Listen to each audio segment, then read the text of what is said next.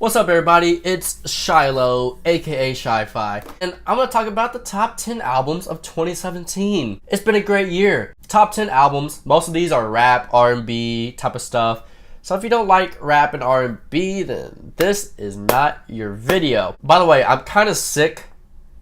Allergies. So I'm having sniffles, I'm having headaches. It's winter. I don't know. I get this once a year, I feel like. Let's get this video started with the number 10 album of 2017, and that is Flower Boy by Tyler the Creator.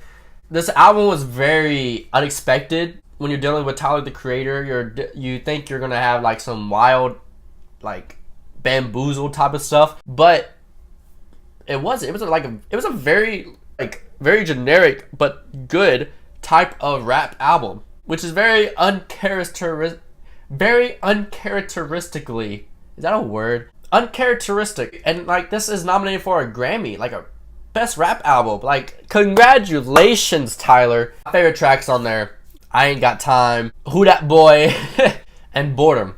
The number 9 album of 2017 is Big Sean's I Decided.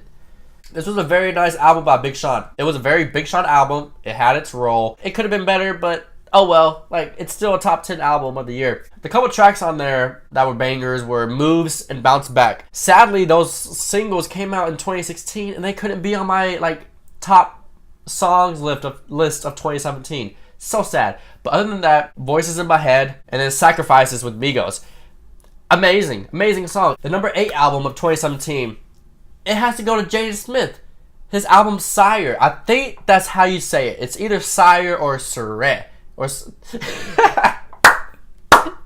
I don't think it's SYRE. So I'm just gonna say SYRE. If I'm wrong, I am wrong. I am sorry. It came out last month, y'all. Okay, very surprising. Congratulations, man. Like, I've been watching you since Never Say Never by Justin Bieber, and his little like the coolest song phase. If you remember back in 2012, 2013 when he came out with that single, it was an interesting music video. Look it up. The coolest. Very Jaden Smith type of song. But, you know, ever since then, he hasn't released much music. And so this was relatively surprising. Songs like Icon, George Jeff, Rapper were, like, amazing. And, like, I am so proud of Jaden Smith. Living up to his name. Well deserving for number 8 on my list. I remember the week before it came out, he released this music video. He didn't really promote it as much. He released this music video of all the music videos of his songs on the album. I think he made about 10 music videos, and he had like 30-second snippets of each song on his album on this like grand video on YouTube. And I heard the snippets and I was like, this is nice. I heard Icon and George Jeff on this video. I was like, he could be doing something. I told all my friends, I was like, hey bro, you better watch out for Jaden Smith's album coming out next week. And all these friends made fun of me. But now what? They are going to trust my words next time. Because they found out about Jaden Smith. They found out like, wow, this dude can make some songs. So, trust me. When I hear snippets of bangers, they are going to be bangers. So, that was very fun to be more woke than others for a week about Jaden Smith. So it was very, very nice. I am excited for your future. You're like 19 years old, dog. What the heck? The number 7 album of 2017. Jay-Z, man. Jay-Z, 444.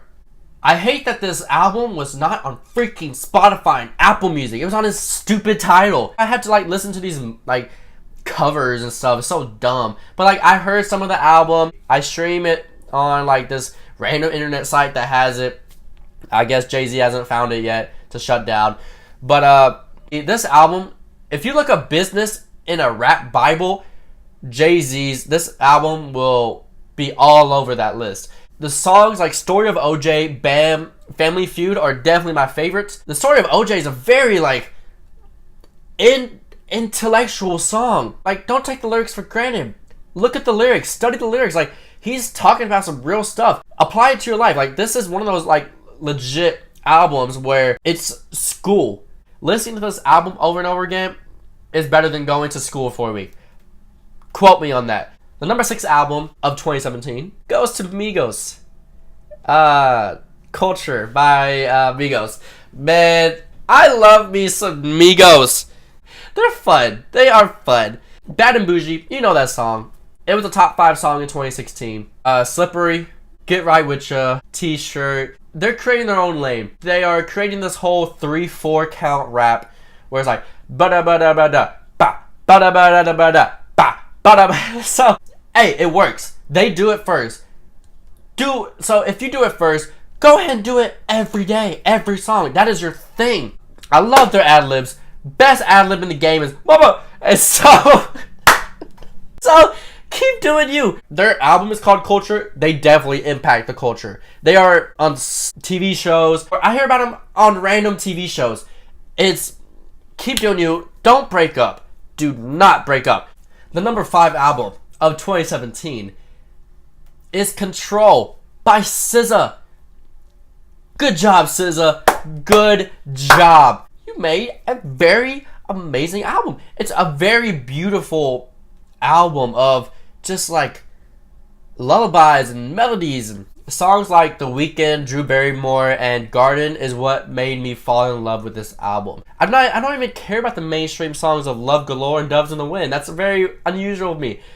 But those two, with having features from Kendrick Lamar and Travis Scott, you do you. Best part of it was that it came out in June. This album is a very summer, just chill, laid back. It's a very great timing album.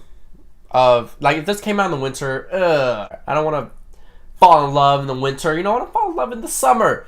So, yeah. The number 4 album of 2017 is Khalid, American Teen. This man is also 19, 20 years old. One of those. He has the voice of like a 30-year-old mature guy. Songs like Saved, Location, 18, Let's Go it's nice. Nice. It has that high school vibe, but also like a grown man type of vibe. Khalid has a bright future. I had a lot of friends tell me about this dude like last spring before his album came out in March, like January-ish. And I was like, the dude is moving. He's making connections. He's got a bright future. Congratulations. Keep doing you. The number 3 album of 2017 is Brockhampton's Saturation albums. All 3 of them. I would have put just Saturation 2 as a number 3 album because that was my favorite out of the 3. Now, if you don't know this group, Brockhampton, they have like 12 to 15 people, and they made 3 albums in the past 6 months. My favorites were Saturation 2, Saturation 1, and Saturation 3. As the last one, I just didn't feel it. But Saturation 2 was definitely going to be my 3rd best album, but Saturation was going to be a top 10, but I didn't want it to take another person's space. So I just combined the 3 and just say, hey, just listen to it in full, all 3. But definitely Saturation 2 was my favorite. Saturation 2 had amazing songs like Gummy, Swamp, Sweet, Jello, like very good. And Brockhampton was a very weird surprise of this year. I did not know who these people were. Did not know. I heard of these guys in June. They had this weird album cover of Saturation with the blue guy. I did not know there was like 15 people. Now, granted, 8 of them are like actually sing and rap. But the other guys, they make the beats, produce music videos, all that. They are relatively changing the game of like releasing. They got an album coming out next spring. What? So they're gonna make 4 to 5 albums in a 12-month span. And hey, it kind of works in this whole streaming world of like people are gonna buy or gonna stream your music, whether it's good or not. And so it's a very interesting situation they have here. It's like a whole Wu-Tang Clan type of situation. They are a Wu-Tang Clan of this decade. And so I hope they keep doing what they're doing and making more albums. Now, the top 2 albums of 2017. Man, this was so hard to judge. Oh my gosh. Man, this was so hard for me to judge of who has the best album and who has the second best album. These guys, man, favorites. Number 2 album of 2017 is More Life by Drake. A lot of people hate on this album or playlist. People hate on this album because like Drake does this like Jamaican accent thing. So what? Toronto is a third Jamaican. Drake grew up in a Jamaican neighborhood. Come on now. Drake is one of those guys that he could get away with a lot of stuff because he's related. He has so much different type of blood of like Jewish, black, white, Canadian, Jamaican, English. Like, it's a very weird mix. I am fine with him talking about teas and blah blah blah. More Life is definitely the second best album of 2017. Songs like Gloucester, Free Smoke, Since Way Back, Teenage Fever, Ice Melts, Blim, like all these songs are very nice. Drake is reaching the point where he's coming off the prime of his career, and he's just going to kind of fade away into the movies, start back his acting scene, which I think would be very good for him to be in a couple movies, rather than making an album. I feel like that would do more progress in his career. Keep doing you, Drake. Now, the best album of 2017 is Damn by Kendrick Lamar. Yes, Kendrick Lamar. Now, let's sit back. Let us sit back. Kendrick, thank you. Thank you. You exceeded my expectations. Not only did you make a great album, you impacted the culture. You impacted 2017 as a whole. April 1st, I remember it like it's yesterday. He announced his album and came out with Humble and that music video all in the same day. Oh my gosh. This dude set out to impact the culture. While Drake was doing his Ting stuff in Australia and England, Kendrick Lamar was like, hey, this is my world now. This is my rap world, Drake. But props to you, Kendrick. King Kendrick from Compton Zone. So, songs like DNA and Humble are the most iconic songs of this decade. And now he's going to perform at halftime at the college football championship. Good for you. Impact the culture. When I look at music, I look at an album. I look at, are the songs great? Which this album is.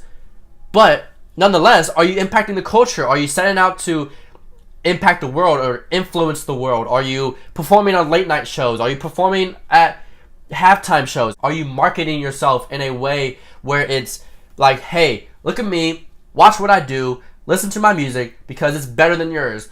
And that's what King Kendrick did. The funniest thing he did was, the whole meme of the whole like play in reverse order and it's a whole different meaning. Stop it. That was the funniest thing because it's not true. Stop it. But he ran with it. People in interviews would ask him that question and he would say, yeah, it's a different meaning when you play it in reverse order. And everybody's just started acting crazy. And the dude released an actual album with it reverse ordered. What? Oh, when people ask me who is the best rapper in 2017, Kendrick. Keep doing you, Kendrick. Keep doing you. So with that being said, thank you for watching. Like, subscribe, comment, share. I don't know. Comment if you're like, hey, that album sucks. You should get this album. Blah, blah, blah. All that mess. Thank you for watching. Enjoy your own ride. And I'll see you next time. Peace. Woo! Oh, there's a shoe. What?